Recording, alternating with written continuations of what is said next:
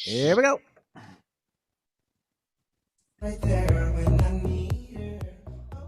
Right there when you need her. Good morning. How is the Pacific Northwest? Good morning, Benny. Hi. How are ya? Good. Good. The shop. Yeah, Your it's a shirt. I place always down. read your shirts because you have these Thanks. creative shirts. The shop. Yeah, it's actually a place down in Soto area. It's a garage where you can actually put your car and spend money to work on it, and also spend money to leave it there. And they have like a really cool restaurant there as well. Very chic place. Bougie, You should check it out. bougie. Yeah. Bougie, bougie. And Nice. someday I'll have a car there too. Nice. I like that. Well, welcome everybody. Benny, you were going to say something. What? No. No. You're Love it. All right. I'll check it out when I come back. Well, welcome everybody. Live radio. Sue Lundquist here with the Gratitude Cafe. We are also live on YouTube. And if you want to, you can find us on YouTube. Just go to YouTube, 11:50 a.m. Please don't do that while you're driving. Disclaimer, not safe. Be safe. We want you safe. Oh, God, I've got so much going on and I want to tell all of you and I can't yet. So I'm going to tease you. Guess what, guys? I got a lot going on behind the scenes.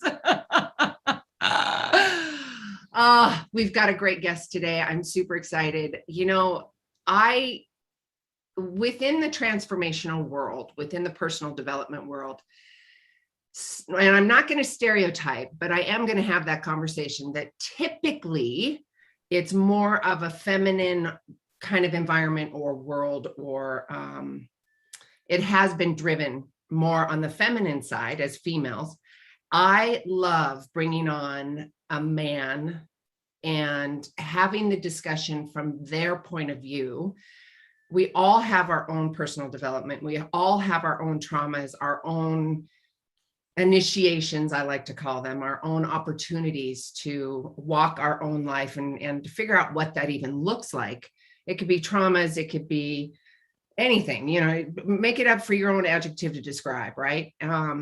This gentleman is also, he spent, I'm going to say your life with songs and writing and Yes. award-winning. And actually, Benny has pulled up a couple of those songs. So make sure that you guys pay attention to the songs going in and out of the commercials and as we leave as well. I am super excited. And before I do that, I want to remind all of you, of course, this is, you know, new perspective, new thoughts, new ideas. It's a new you. You hear what resonates with you. And if there's a little tick in there, it's like that squeaky wheel kind of thing, or that thorn in your foot. I hate that analogy because well, sometimes it can be painful. Those transformations can be painful, right? Yeah. Yes. And Eliot's like nodding his head. Oh yeah. Oh yeah. So it's all perspective, right? So reminding all of you, if you want a copy of the show, please go to SueLundquist.com/newsletter. I send out, myself and my team, we send that out once a week, and you'll get a copy of the show. Of course, go to all the social medias and you'll find us there. We're going to talk to Eliot, but I want to remind all of you about the program on my website as well. It's the C2C, Craziness to Clarity. It's shedding all your old beliefs. It's the self-sabotaging behaviors. And for me, as I walked my talk, as I, you know, worked through my stuff to try and figure it all out, I really wanted easy, in the moment, self-regulating tools that I could do right away. And that's what I created in the C2C program. So if that feels right to you, just go to SueLundquist.com/C, the number 2 and the letter C, and check it out for yourself. We've got some more fun buzzing things, like I alluded to at the top of the hour, about some things that are happening. And I can't share it with you, but I'm totally going to tease you. All right, we are off to the races. I feel like I'm saying off to the races. Eliot Popkin, author of Circle. Now this, I love this. I love this. Letters to My Younger Self. Did you guys hear that? This is incredible. Okay, so today's guest, Eliot Popkin, is a multifaceted author behind Circle, Letters to My Younger Self, which we're going to totally dive into. Eliot is award-winning singer-songwriter who has overcome many obstacles to find success. He is a fighter who loves and enjoys the simple beauties in life, a good laugh. You're going to get lots of giggles here. Be prepared. A good cry. That might happen too. Awesome food. I'm with you on all of this so far. and the setting of the sun and the rising of a new day 3,000 miles away. I love this. Welcome. Hi, Eliot. Hey, thank you for having me. Yes, a Pleasure to be memoir. here. How juicy, Yeah. right? So yes, I can do the formal introduction, and which I did, but let's get to know you. Let's have that conversation. Get your backstory so the audience can get the flavor of you and your energy and all that. How's that sound? Yeah, yes, indeed. Pleasure to be here. I grew up in Newton, Massachusetts, which is about 20 minutes outside of Boston. And my childhood was one where there was a lot of challenges. My father was an addict and was physically abusive to me for most of my childhood. My mom had cancer. She passed away when I was 15. So there was just a lot of life lessons or guidance, coaching, affection you would hope to get that I didn't receive. And so I found myself really gifted in things like songwriting, etc. And I sabotaged a lot of opportunities and relationships early on. And then in my middle-aged years, kind of found myself very frustrated. And often those are the moments in life where we really grow because we're finally willing to face our stuff. Yeah, face the stuff. I know, right? The light comes on somewhere, somehow. Yes. Yes. Talk to me about your, I want to talk to you about your music because that's a healing property for you. That's a healing modality, right? Yes. Yes. And I want to talk about that as well. I also want to talk about Circle and the title and what brought you to bringing your new baby to fruition. Yes. Show us. Yay. Here it is. Beautiful. So I wrote the book. I didn't know I was going to write a book in the moment that I did. I was very frustrated. And it was one of those moments in life, depending on your listeners, I call God, but higher power or universe, whatever you want, whatever works for you. But, I call it Gus, God, universe, source, spirit. There you Chopstick. go. See? Exactly. So it was my second or third car repossession because it takes me a while to learn these life lessons. And I'm walking home from the bus because that's what you do when your car gets repoed. And I just had this moment and I was like, God, did I have to lose everything to focus on you? And God's like, well, did you? And I didn't know that God talks like that. I thought God's voice would be like, my son, I'm on the mountain looking over you. And but God's voice was very relatable and easy to talk to. And I just said, I just feel like I'm afraid to make money again. I think I'm just going to make another mistake with it. And that was the moment that I just realized I had probably developed all these patterns. I had held so much inside. I had never been honest ever about the fact that I had been abused. And I wrote most of the book in about 4 days. Wow. Yeah, it just flowed. It completely flowed. And the book is Cathartic, about my I'm life. guessing cathartic as well. All of that. I think it's the most healing thing I've ever done in my whole life. Yeah, by far. Yeah. Wow.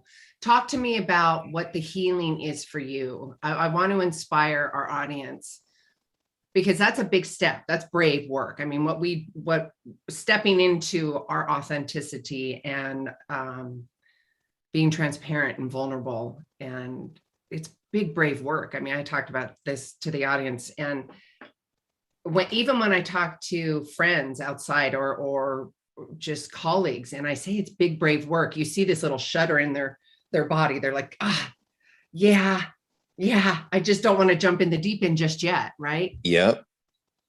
Yeah. I totally agree. Sue, I guess I dove in. The book is it's about my life. And then at the end of each chapter, I write a letter to that version of myself saying everything I would have wanted to hear at the time.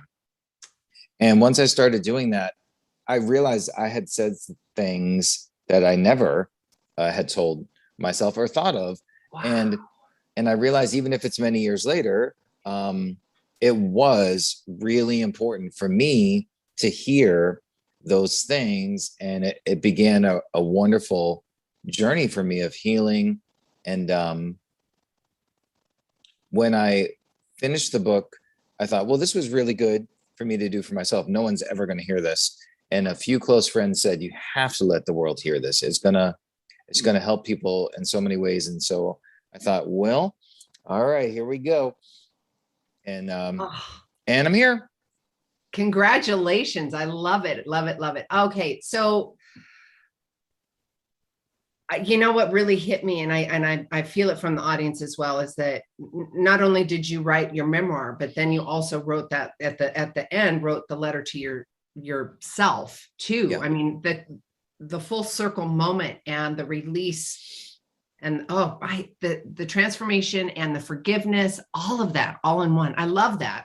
We write and we journal and all that, but how about write to your younger self and the forgiveness and you don't know what you don't, just all of that. I absolutely dig that. Right on, Eliot. I love it. Thank you. Thank you.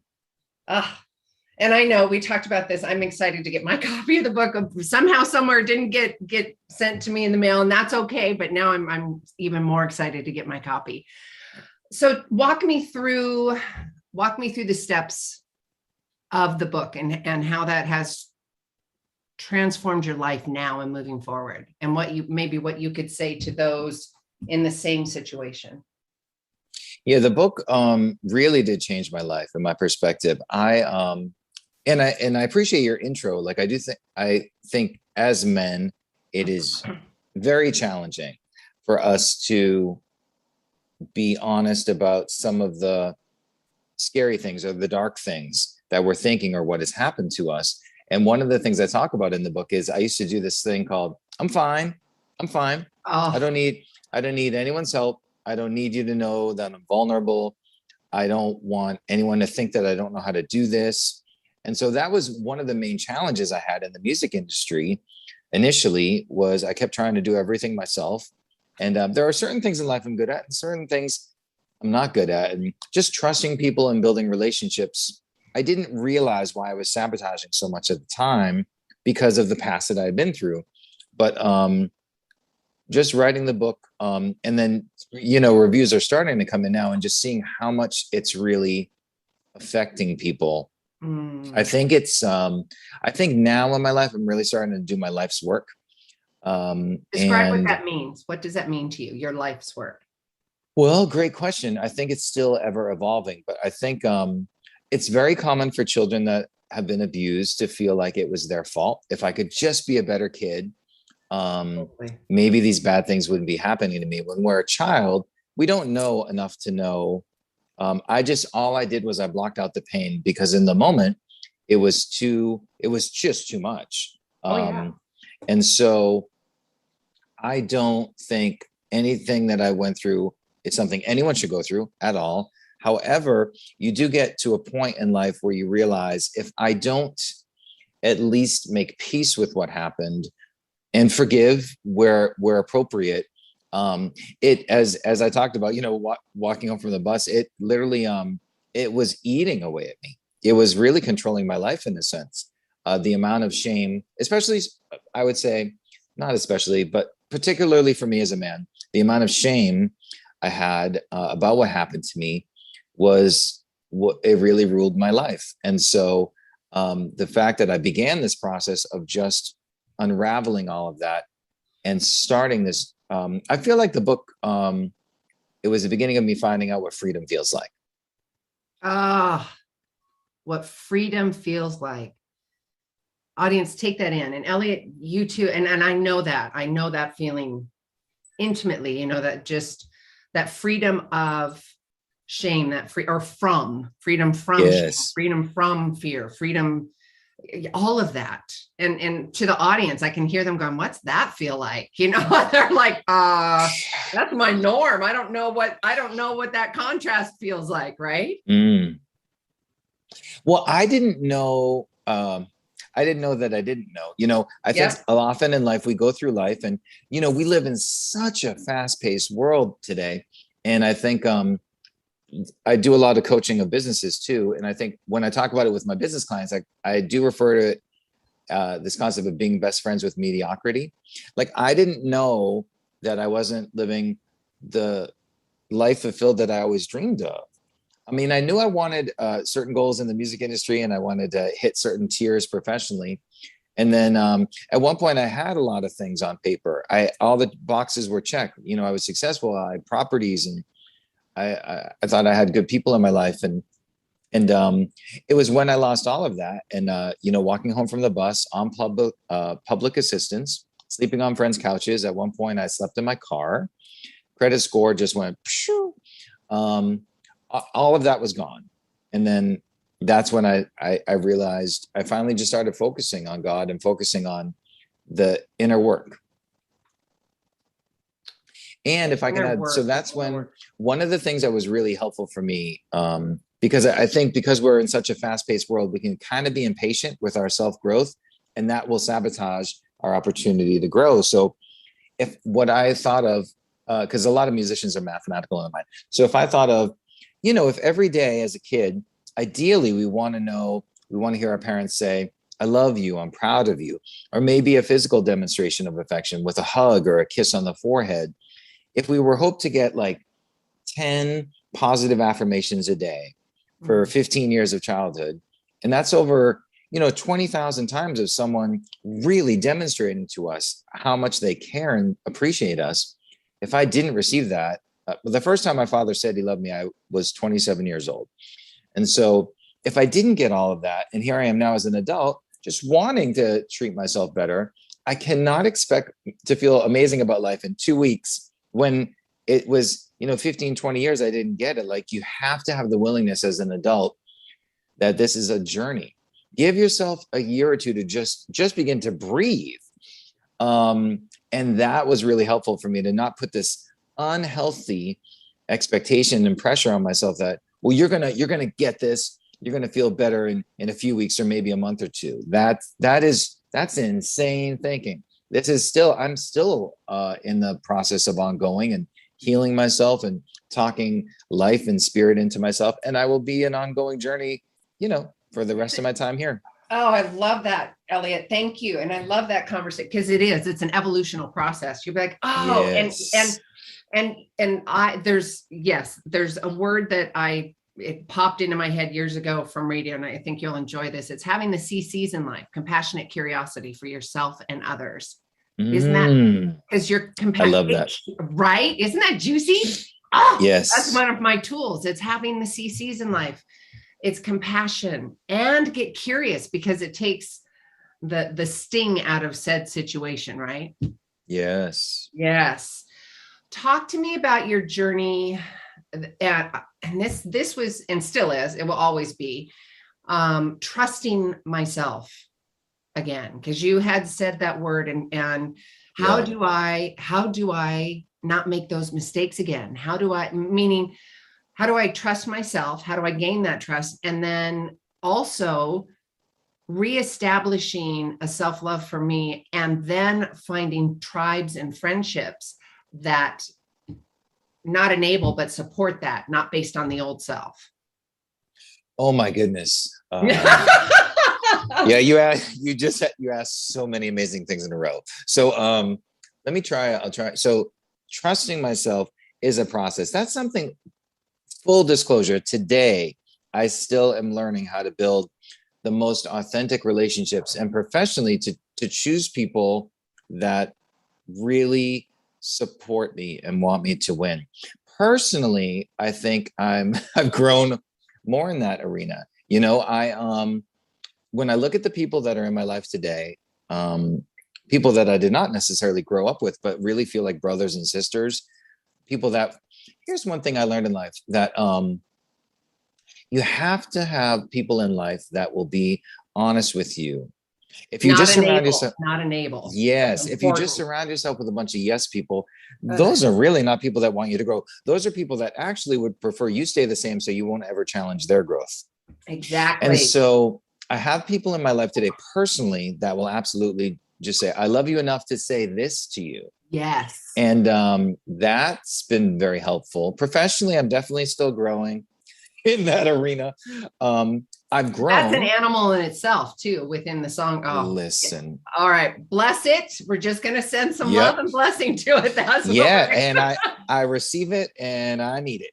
yeah. And I'm growing in that. And then, yeah, I should have taken notes. You said, like at least 6 Oh, amazing I things in a know I row, but did. I just got yeah, so excited. That's okay. yeah.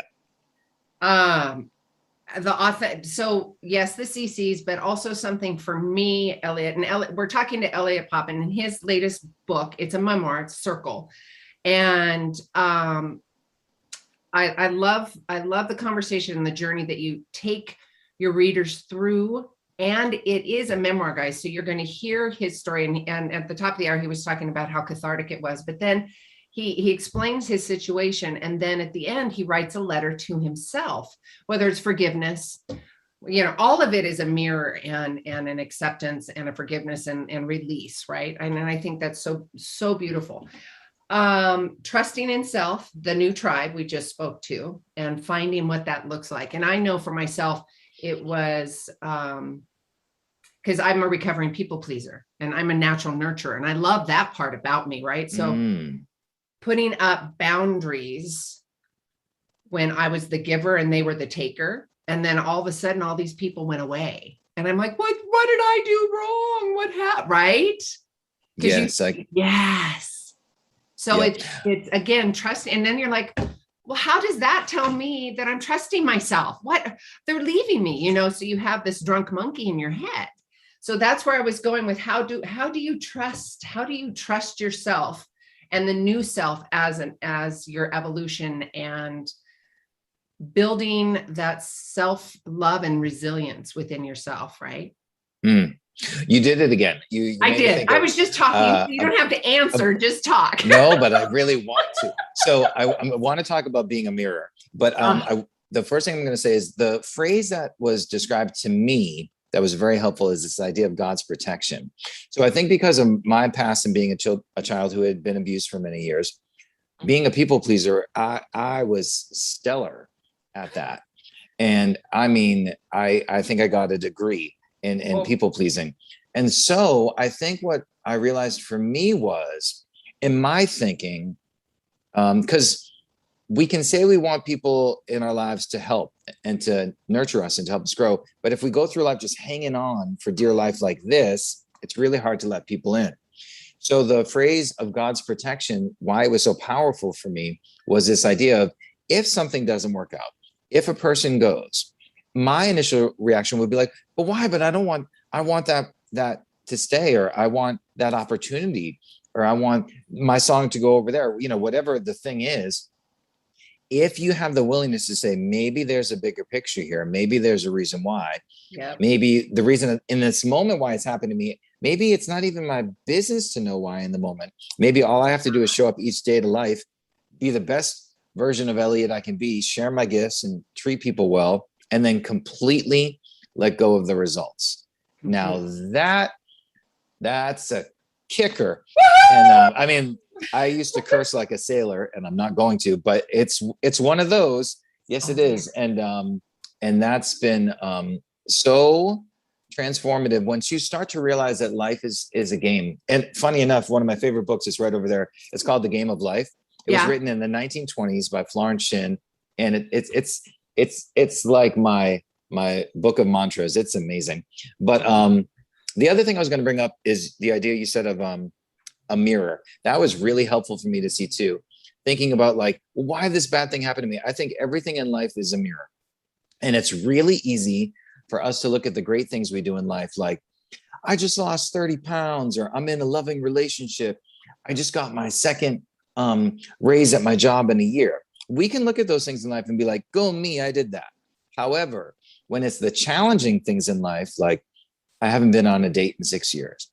I'm someone whose weight has fluctuated a lot in life. So I use that as an example. I've been 50 pounds overweight, and I haven't been to the gym in 4 years, or I just got fired from my last 4 jobs. It's hard for us to look at the challenging things in life and say, yay, I did that too. But if we're willing in the moment to, what are the lessons? Why does this keep happening to me? And realize that you do have a part in possibly the change of that energy and that behavior, I think that's when life really begins for us. Yes, absolutely. And it, for me, and the language that I use, Eliot, it's not that it's happening to me, it's happening for me. It is an evolutional process, right? And then in that moment, I choose my initiation. In that moment, whether it's a conversation, whether it's somebody running a red light in front of me, it's my initiation to stay in my heart, stay in love for myself and for the others, and to have that compassion. This is such a juicy conversation. Okay, so I can see we're about 8:28. We're going to take a quick commercial break. When we come back, we're going to talk some more with Eliot Popkin and his latest book. And I think there's going to be some more, Circle, and it's his memoirs and it's letters to himself. It's absolutely beautiful. And I'm really, really enjoying this conversation. We're going to come right back. And with that, we're going to take a quick commercial break. We're going to see you live on YouTube. See ya. Cool. All clear. Oh, I wanted to hear the music. Hi, YouTubers. Hey, YouTubers. Hi, YouTubers. All right. So will you hold up your book, pretty please? Yes. Oh, yeah. And I can give them the, well, I sent you the link. Yeah, we posted Eliot on our stuff too. Okay. So yeah. Eliot Popkin music. thecircleletter.com, right? Yeah, that's it. Thecircleletter.com. I'll come back and I'll do that as well. So YouTubers, we'd love to hear from you. You guys you know how to email me. You can go to supersuecares@gmail.com. And if you've got any questions, you want to talk to Eliot himself, obviously just go to his website. You can do that. And it's thecircleletter.com. I'm like wanting to pull up the book. I want you to pull it up too. I'm like,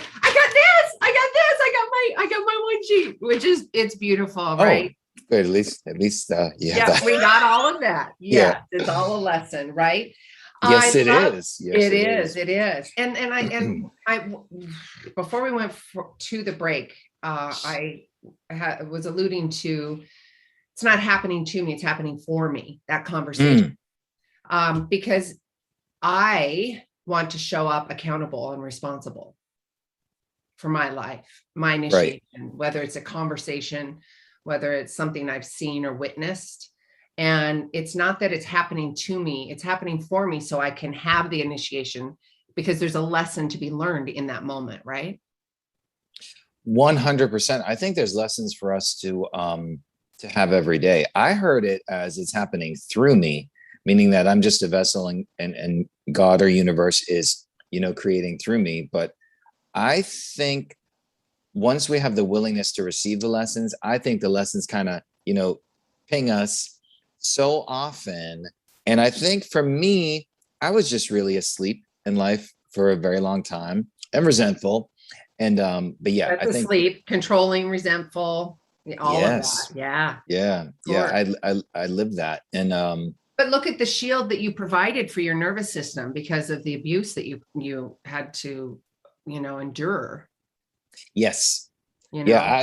And again, I didn't know I was doing that at the time, but a defense mechanism that clearly was needed at the time, but to begin being on the other side of it, it just, there's so much lightness in my life today, and that feels wonderful.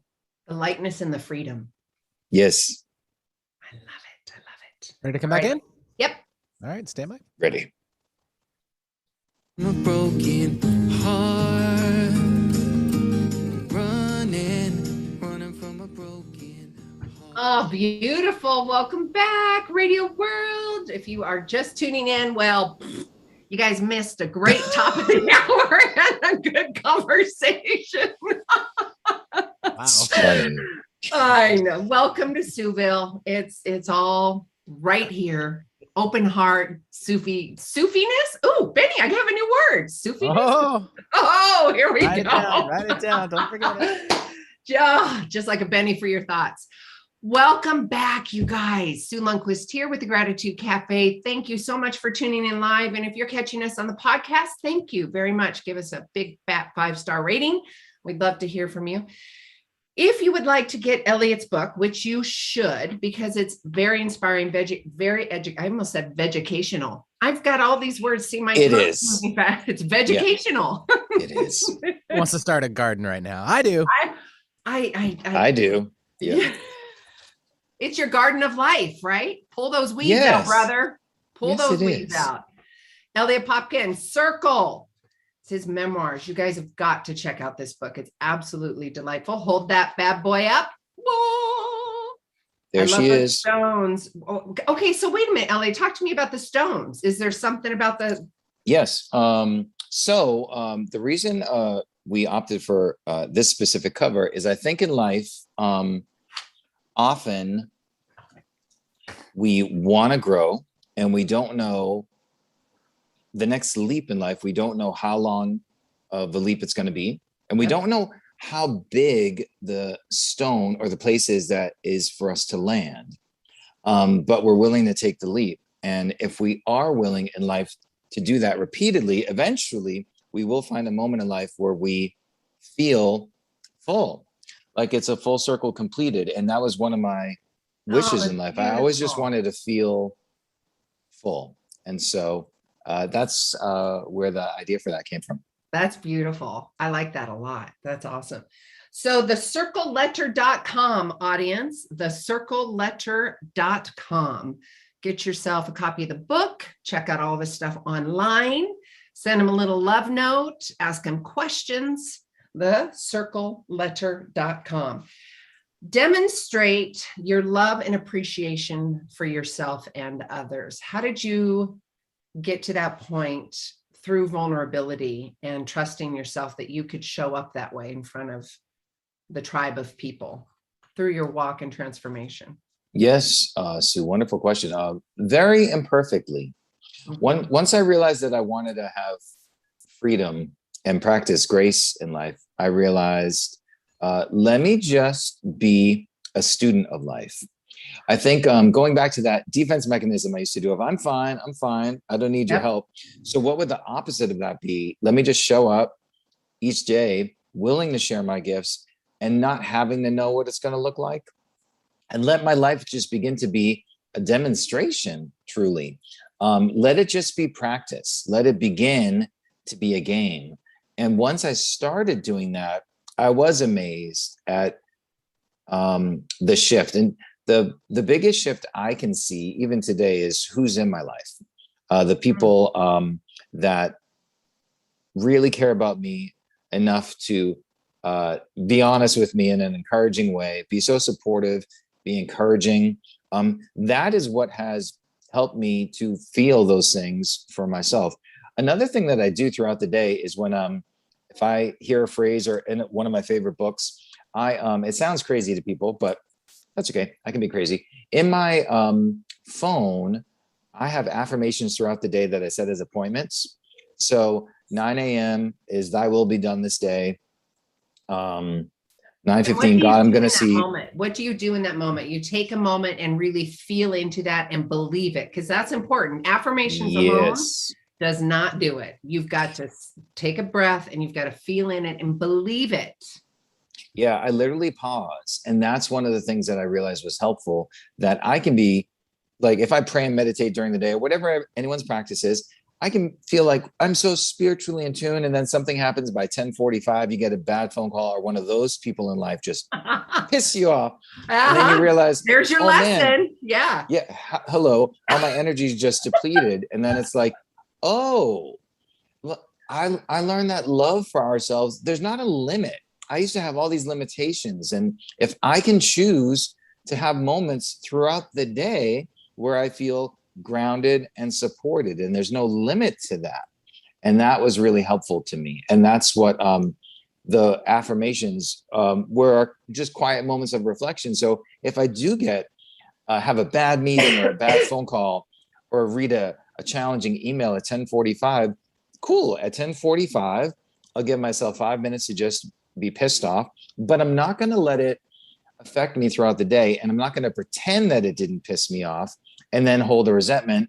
And then months later, you're still mad at this person and they legit don't even know why.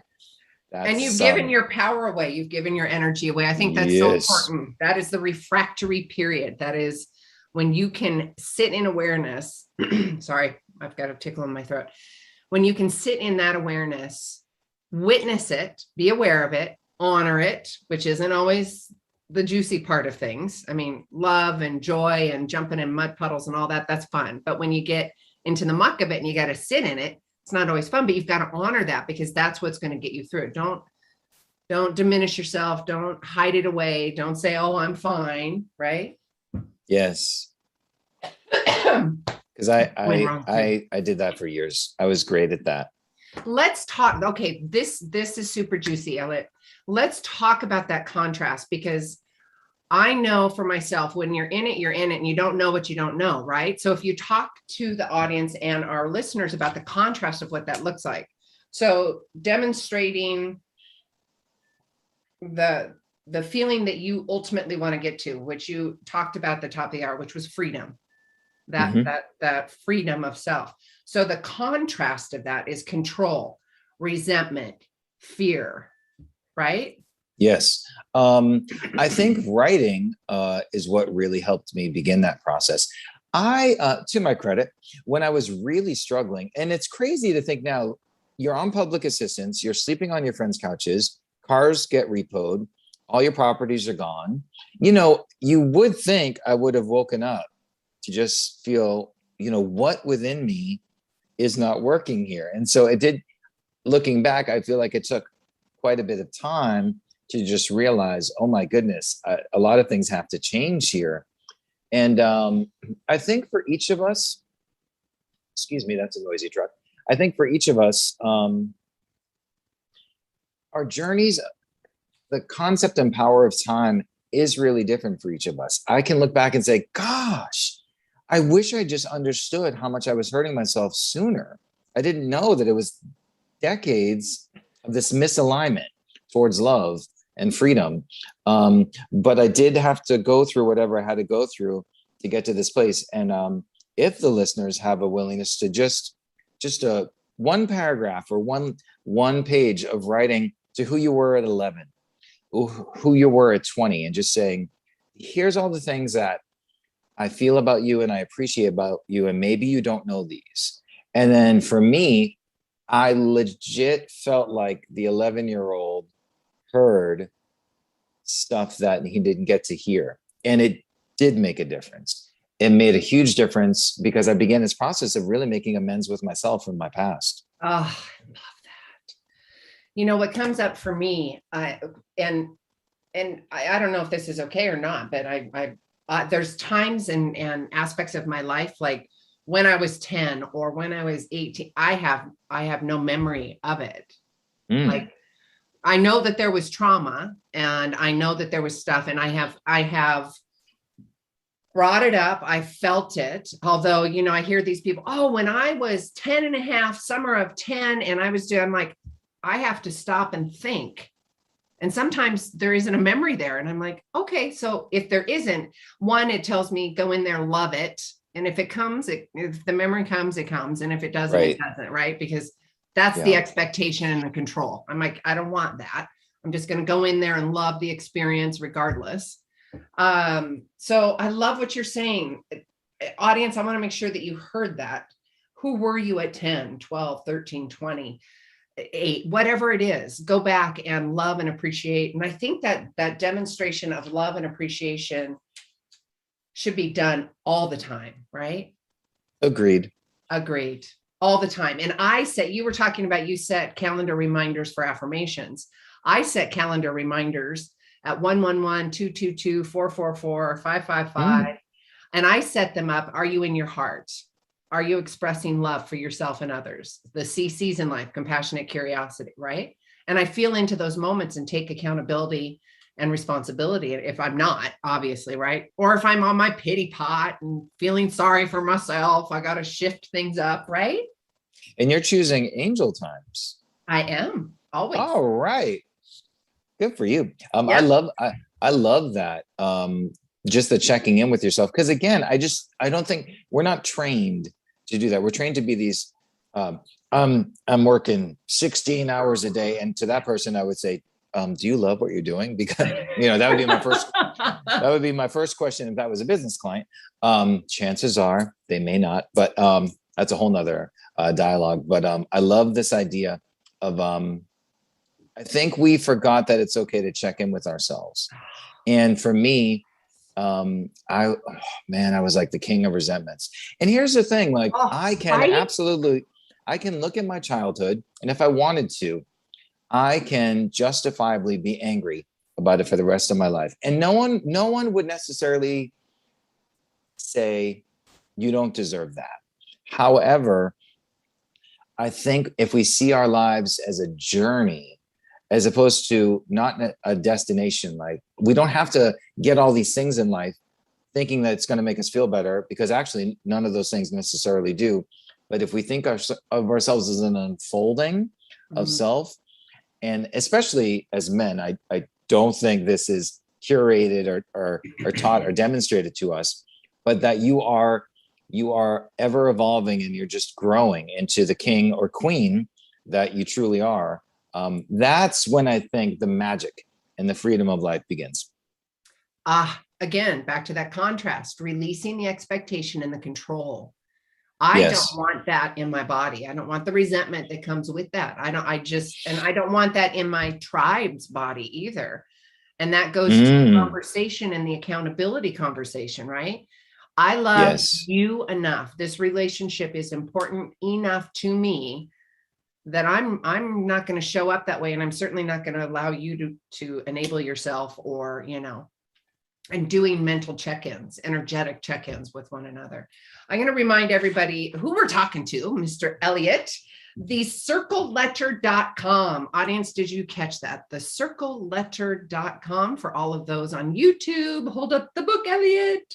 That was like the segue. I wasn't sure if I should hold it up again, but here we go. I love it. Do, please. Thank you. Yes. I love it. But actually, you get your own circle bookmark too. Check that out. Oh, I love it. Oh, brilliant. Thank you. And I'm excited to get my signed copy. See, that's why, because you have to sign it and give me some love notes and bumps. That's why. Right. That's it. That's it. Thecircleletter.com. Making peace with your past, breaking free and welcoming more freedom. We talked about that big fat word, freedom, at the top of the hour. What does that look like? What does that feel like in your body? Well, we talked about that too. And if you missed it, you got to go back and listen because it was good, juicy stuff. We also talked about those beautiful stones and what those represent on the cover of the book. And I think that is absolutely beautiful. It's a metaphor for life, right? Yes. And choosing forgiveness, choosing yourself and not holding on to those resentments, right? I think that's that.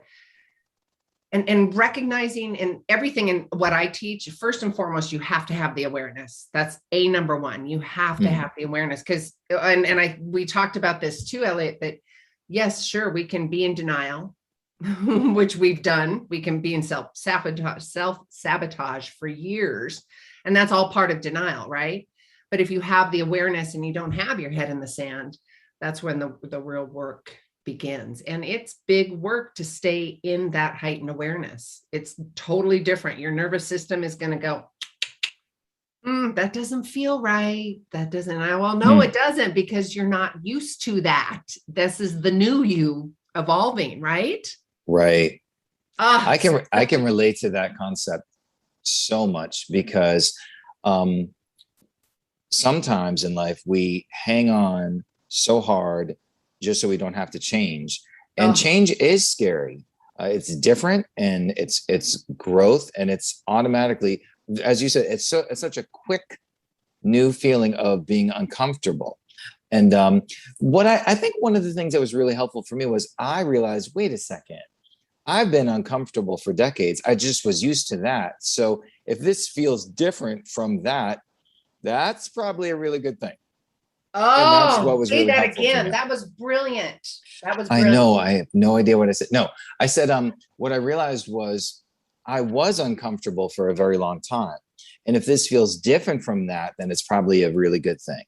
That's an Eliotism right there. There's I hope there's some Eliotisms out there. Yes. I received that. That Yeah. is an Eliot-ism right there.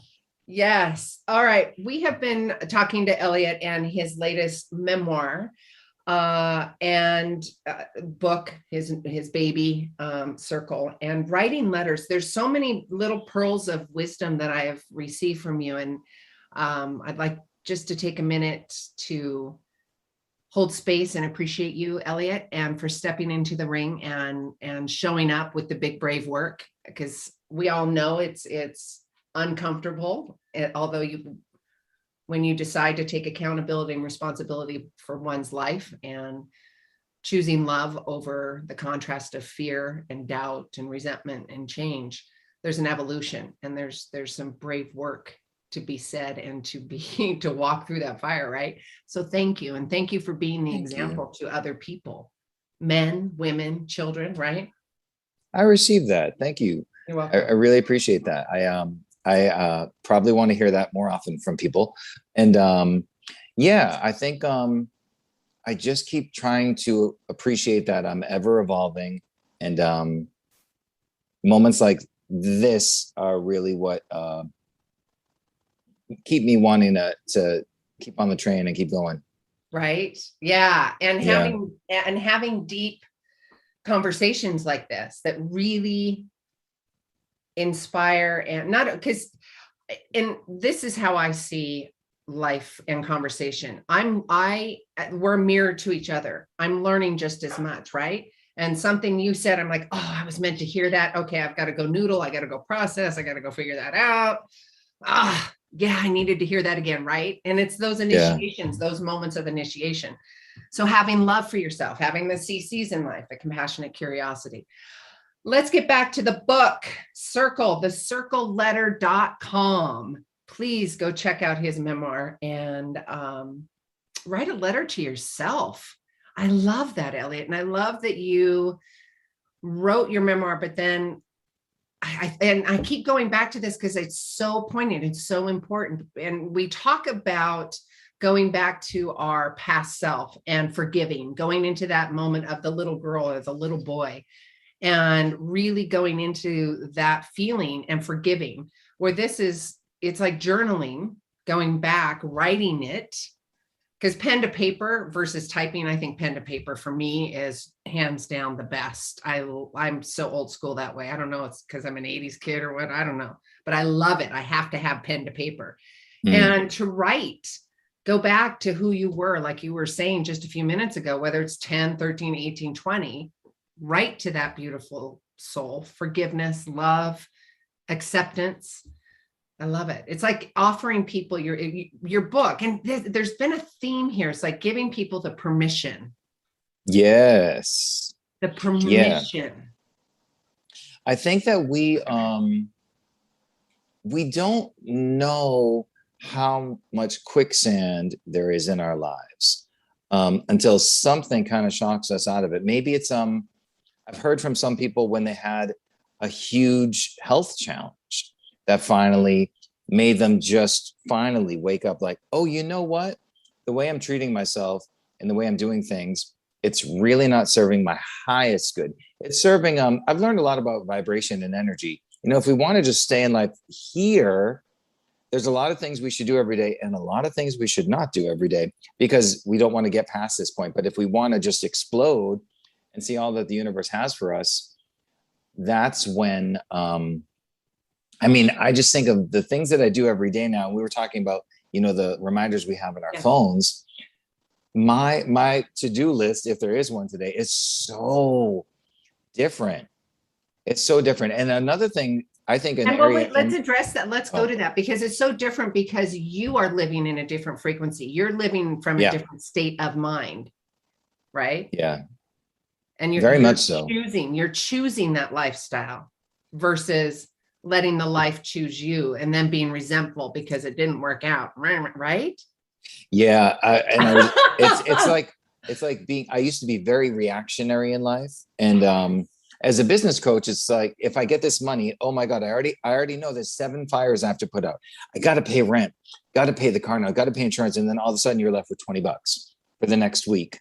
So that's an example quickly of being reactionary with money, but as opposed to just thinking life's just throwing all these things at you and all you're doing is just trying to bob and weave, as opposed to sitting peacefully, like, what does the universe ask of me today? And so my schedule looks so different. I'm not working for someone else 14 hours a day, making them a boatload of money, and I'm making some. How I schedule my professional life and my personal life, it's very free and open. And I think that's what's been so healing for me. It's really like living your life as a demonstration every day of that. Living your life as a demonstration and choosing, being accountable, responsible. Yes. I'm going to share something with you. We've got a few more minutes. We were talking about keeping, and you were talking about vibration, and the audience knows this and has seen this. And I work in energy work, and I love all of it. It's all a frequency. So my language for myself, Eliot, is staying above the line in love and compassion and gratitude. And I wanted to have a reminder for myself, similar to the times on the calendar where it pops up, those pop-up reminders. Yeah. And this was another great analogy, an example for me to go back within myself. I'm like, well, for years I thought about a tattoo and how can I make it so it's really meaningful and special and will resonate for years and years. And I'm like, well, what if I have my 3 daughters draw a heart? Again, going externally. I'm like, well, what if I go to my 2 dear friends to draw a heart for me? Again, externally. I'm like, oh, Sue, you're in the biz. What are you doing?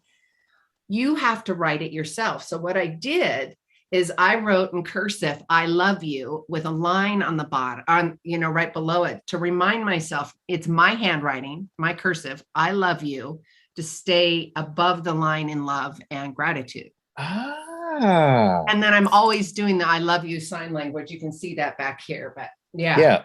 Isn't that beautiful? So it's another reminder, and I can't get that wrong because it's my cursive writing, right?